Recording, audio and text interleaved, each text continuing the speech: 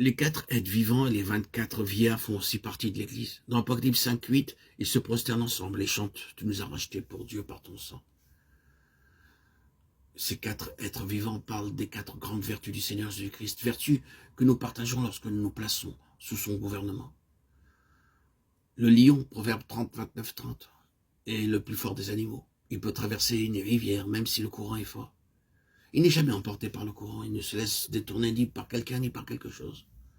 En tant que croyants, nous sommes souvent emportés par le courant et nous imitons les gens du monde. Lorsque ceux-ci portent des vêtements courts, les croyants portent aussi des vêtements courts. S'ils portent des vêtements longs, les croyants aussi portent des vêtements longs. Parce que les cheveux longs sont maintenant à la mode, cette mode est exportée d'Inde en Amérique. Les véritables croyants dans le Seigneur doivent marcher droit, même si cela signifie marcher à contre-courant.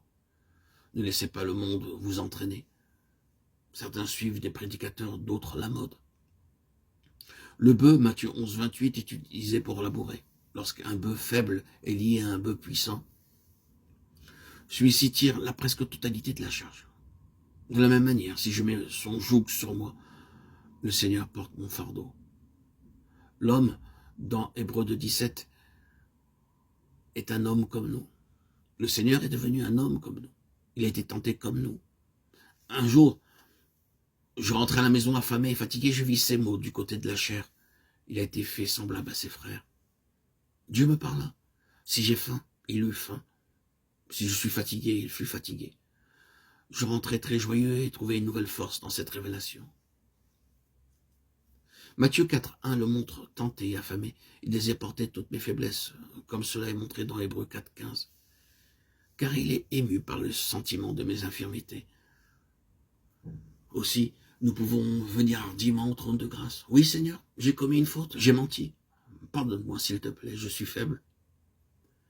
À chaque faute, à chaque faiblesse, venez à lui. L'aigle, Deutéronome 32, 11, construit son nid dans un lieu élevé.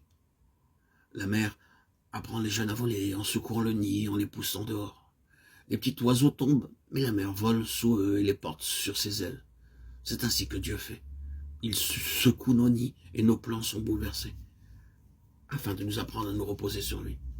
De cette manière, nous pouvons apprendre à voler très haut. Nous bénéficions de ces caractéristiques en nous plaçant sous l'autorité du Seigneur Jésus-Christ.